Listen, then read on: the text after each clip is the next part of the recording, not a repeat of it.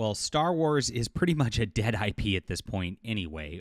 We know exactly what's been going on over the last several years with Kathleen Kennedy. It's been a full-on put a chick in it and make it lame and gay experience, just like South Park made fun of them. And yes, this is exactly what we're going to get, a lesbian black musical for The Acolyte. And nobody wants this. The trailer was just a disaster. Fans are just going crazy, saying we're done. We're just 100% done. I'm expecting the lowest Disney Plus ratings ever for a Star Wars show. Ahsoka already was hitting the bottom of the barrel with the wine ants in space over there, but this one doesn't even have characters that anybody cares about. So let's go. Now, as usual, they're trotting out the same playbook that they always do.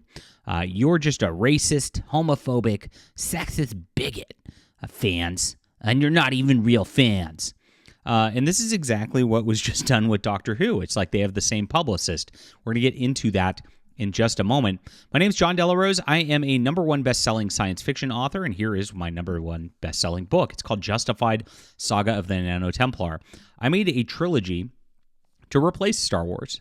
So if you enjoy just fast-paced action, the awesome adventure that you were really craving, if you like the extended universe EU novels from back in the day, you're absolutely going to enjoy this. So I'll put this link in the description below. Check it out. It's on ebook, it's on print, it's on audio, and there's a full trilogy too for you to enjoy. Thank you guys for supporting the books. We really appreciate you for being there. And make sure to hit the like and subscribe button and join our community here as we push back against this terrible culture that's going on. Now, what's interesting is George Lucas came out the other day and basically said that like this diversity nonsense that they're doing these days is nonsense.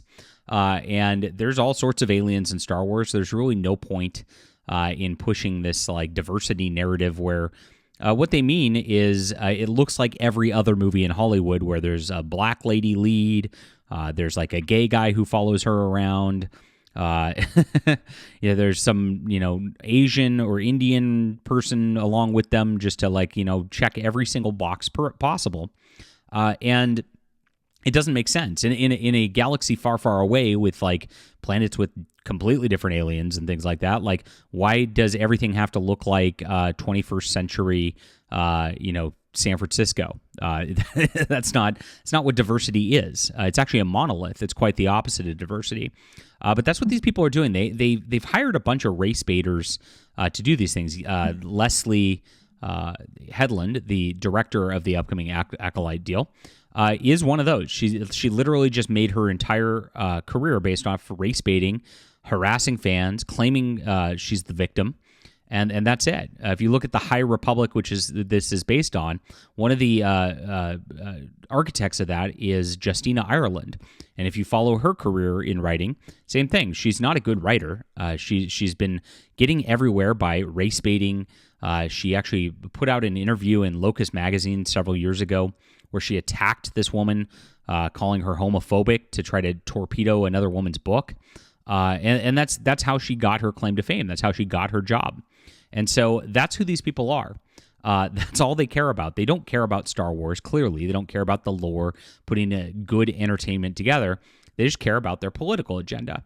But now they're saying if you don't care about that political agenda, you are not a real fan. And so this is what exactly the Doctor Who playbook. We're a couple weeks in advance of the Acolyte premiering on Disney Plus, just like Doctor Who premiered on Disney Plus. Remember that it hit American audiences primetime first. It was a Disney move. Ncuti Gatwa and all that, the gay black doctor, is a Disney Plus move. I guarantee you they're in control of the production there. I guarantee you that their marketing departments are the ones who are telling them to go out in the interviews. And if you remember what happened there, they said, they said, if you're racist, if you're a bigot, don't watch us. Go touch grass. And it's the same thing here. They're saying you're not a real Star Wars fan. Don't watch this. You're not a Star Wars fan. You're not welcome here in our inclusive environment. We got to exclude you. So they're going to exclude the fans again. And I don't understand this marketing tactic. Obviously, Disney's marketing department is having these people do this intentionally. When you have more than one of them, it's obviously not a coincidence. This DEI, ESG thing is being pushed, and they're being told to. They're being told this is the way we need to do things, and so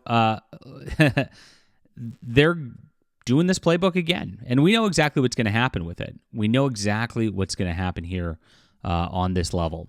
Now, when you get into what's being said by the current crop, you see that Headland says, as a fan myself, I know how frustrating some of Star Wars has been in the past. I felt it myself. But then she says, I stand by my empathy for Star Wars fans. I want to be clear. And this is what she says. This is Leslye Headland, Kathleen Kennedy's little protege here. I want to be clear. Anyone who engages in bigotry, racism, or hate speech, I don't consider a fan. Now, of course, what they mean by this is if you don't like the fact that they're casting a transgender activist in the Acolyte, which they've done, not an actor, not anything, an activist on YouTube who's a transgender, just for the golf claps on here. This is what Disney Plus has been doing all the way around. If you looked at Marvel's Echo, the gal who played that was not an actress.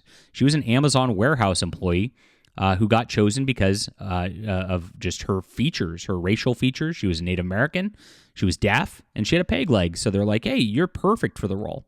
We don't care about anything else other than the virtue signal points. And if you go, hey, that actually doesn't produce the best television. Like, you should actually put writers who are good science fiction writers on these properties and actually care about Star Wars. And you should put actors who actually are good and aren't just, you don't have to look at the fact that it's a black lady lesbian to be cast in the lead role. They'll call you the racist, sexist bigot anyway. This is what they do every single time. And that's what they mean by that you're not going along with their agenda. And so you're not a real fan now. And since you're not a new fan, real fan, you're going to go out there and not watch this. And they want you to not watch this. And again, this is the lady who's, this is a just trend on top of this. Christina Ariel, who worked for Lucasfilm here. White people, stop it. Your racism will not save you.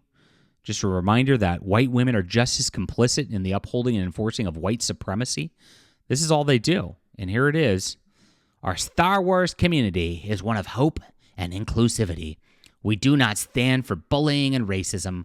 We support Christina Ariel from their official account. So this is what they support. This is what they stand for. And trust me, it's not about anything other than excluding you. They hate white males, is what it comes down to. They want you dead. They want you out of the fandom so they can get this weird, like, LGBTQ woman audience or something that doesn't exist for these action films. And that's what it's about. They want a virtue signal against you. Notice they never cheer for your representation. They never go, oh, Han Solo's a heterosexual white guy.